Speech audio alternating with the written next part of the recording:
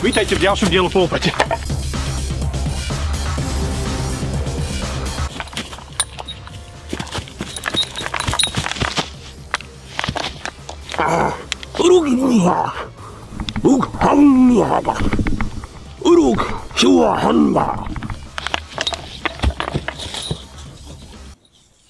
Zdravím, vítam vás opäť v LARPovej talk show Po lopate. Máme tu nového hostia, ktorý sa nám môže predstaviť.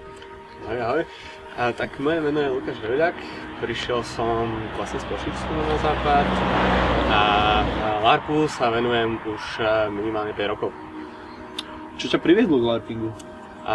Spočiatku to začalo vlastne knihami, neskôr sa to rozvinulo na karty, stolové hry, počítačové hry a dostal som sa potom do jednej komunity, ktorá sa nachádzala v Košiciach, ktorá začala práve tieto veci rozvíjať.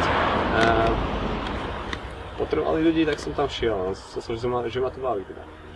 A mnohí z vás, ktorí sa venujú LARPingu, sa k nemu dostali práve skrze stolné hry a knihy. Nemyslíš si, že LARPing niečo postradá oproti týmto knihám a hrám? Neviem, či práve postradá, skôr by som povedal, že dodáva.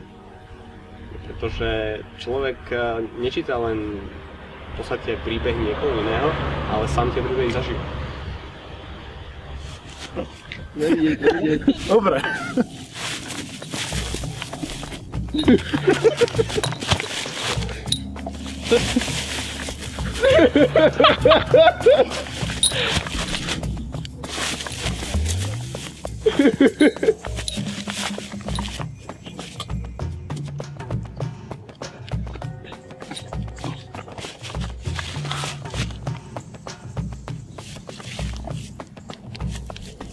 Ne!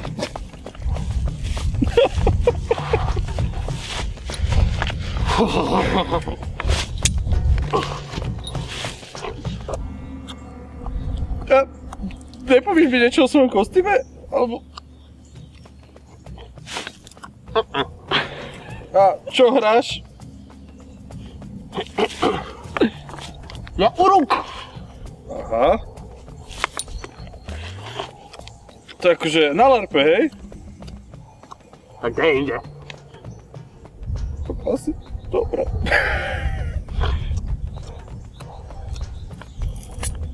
Ja mám večeru. Myslím si, že toto bude posledný diel našej talk show.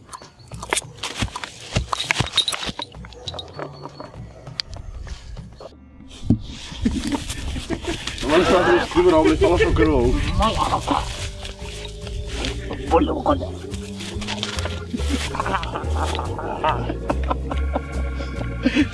Timoš. Daňa. Daňa, Timoš.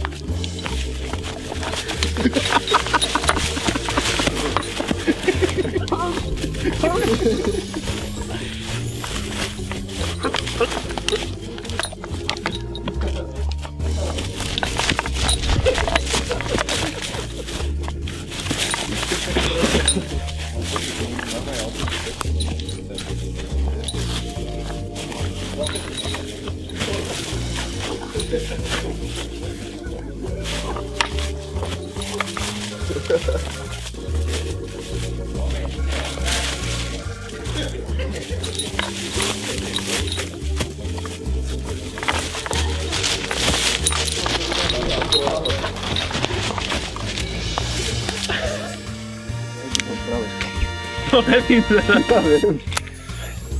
A ty si pravák, ale len jednu máš pravú, druhú máš gumenú. No. To je dosť úchylné. Si jak Maratko, vieš? Ja skúsim tú ruku ešte tak. Presne? To je strašne dlho. Aj ho privezli. Musím ešte povystrašne rolím tú ruku. No, choď ho privezovať. Počkaj, je to ale. A bez toho nebude ono. Čo to robíme potom? Ja musím vyzerať jak retard úplný. Nechceš z druhej strany.